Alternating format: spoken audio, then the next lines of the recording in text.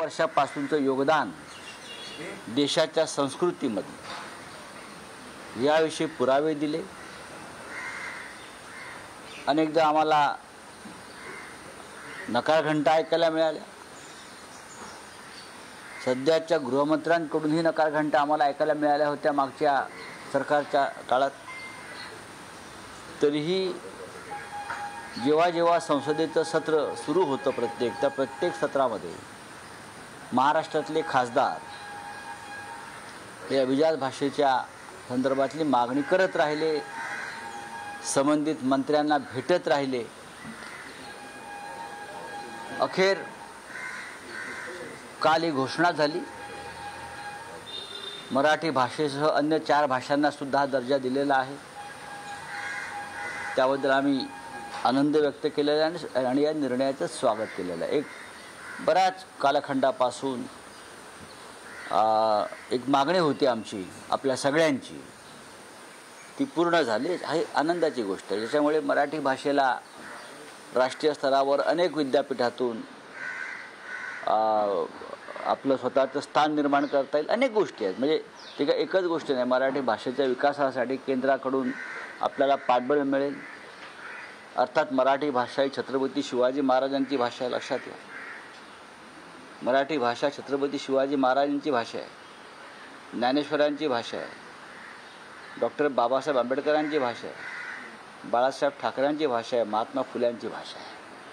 आणि या भाषेला हा जो दर्जा दिलेला आहे अभिजात भाषेचा, त्याच्यामुळे या भाषेची प्रतिष्ठा आणि सन्मान नक्कीच वाढला आहे। मराठी माणसाला भाषेला प्रतिष्ठा मिळाली, पण मराठी माणसाला प्रतिष्ठा देण्याचं काम बाळासाहेब ठाकरेंनी केलं। महाराष्ट्राला, मराठी माणसाला, मराठी भाषेला,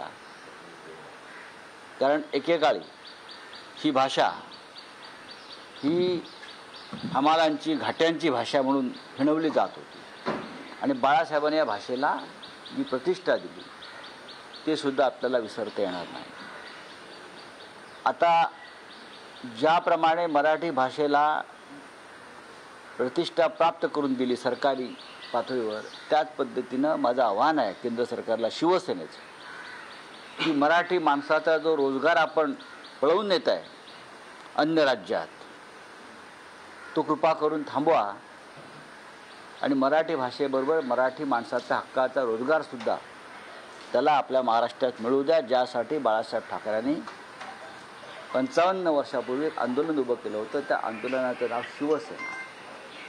फक्त भाषेला प्रतिष्ठा मिळाली, माणसाला मिळाली पाहिजे। जिथे भाषा बोलली जाते त्या महाराष्ट्राची लूट करून भाषेला प्रतिष्ठा देणं हे तितकंसं, म्हणजे ही गंभीर बाब आहे की भाषेला प्रतिष्ठा, माणसाला प्रतिष्ठा, राज्याला प्रतिष्ठा। ज्या पद्धतीनं महाराष्ट्राची बदनामी देशात सुरू आहे,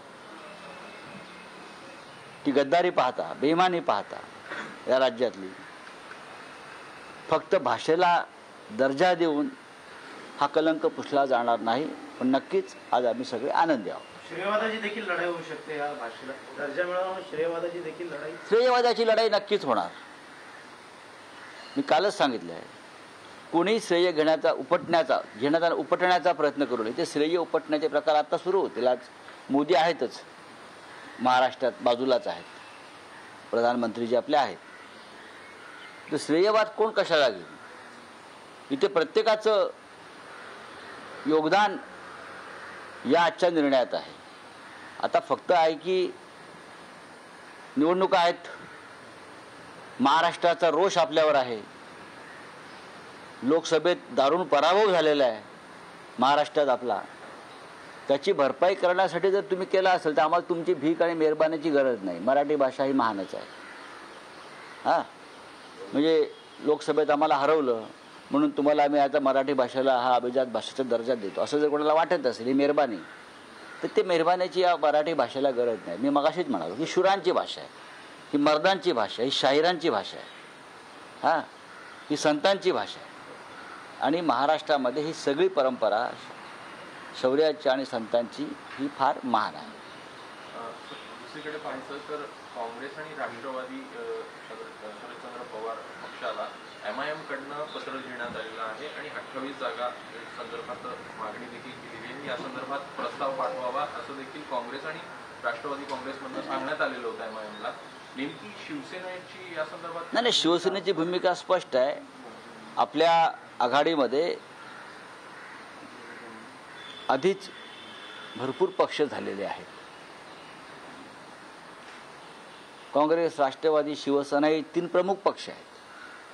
याशिवाय CPI म्हणजे कम्युनिस्ट पक्षाचे दोन्ही भाग जे आहेत ते शेतकरी कामगार पक्ष आहे. मुस्लिम समाजाचं नेतृत्व करणारा समाजवादी पार्टी आहे, शेका पक्ष आहे. रिपब्लिकन पक्षाच्या काही संघटना आमच्या आघाडीमध्ये आहेत. आता या सगळ्या परिस्थितीमध्ये नवीन पक्षाला जागा देणं 288 मध्ये आम्हाला कठीण दिसतं आहे. पण जर माननीय पवारसाहेबांनी त्या संदर्भात काही भूमिका घेतली असेल तर आम्ही त्यांच्याशी चर्चा करू. मराठी भाषा को सम्मान दिया गया इसमें देखिए, बहुत बड़ा सम्मान है. मराठी भाषा को क्लासिकल लैंग्वेज जिसे हम अभिजात भाषा का दर्जा बोलते हैं, मराठी और बंगाली को दिया है, असमी को दिया है, पाली भाषा को दिया है, अर्धमागवी प्राकृत भाषा को दिया है. ऐसे 5 भाषाओं का सम्मान करने वाला निर्णय कर केंद्र सरकार ने किया है. सालों साल से महाराष्ट्र से ये मांग उठती रही है कि मराठी भाषा छत्रपति शिवाजी महाराज की भाषा है, संतों की भाषा है, डॉक्टर बाबा साहेब आम्बेडकर जी की भाषा है, संविधान की भाषा है, महात्मा फुले की भाषा है मराठी, बाला साहब ठाकरे जी की भाषा है. तो ये भाषा को आप सम्मान देना चाहिए. अभिजात भाषा का हमारी मांग रही और लगभग राज्य की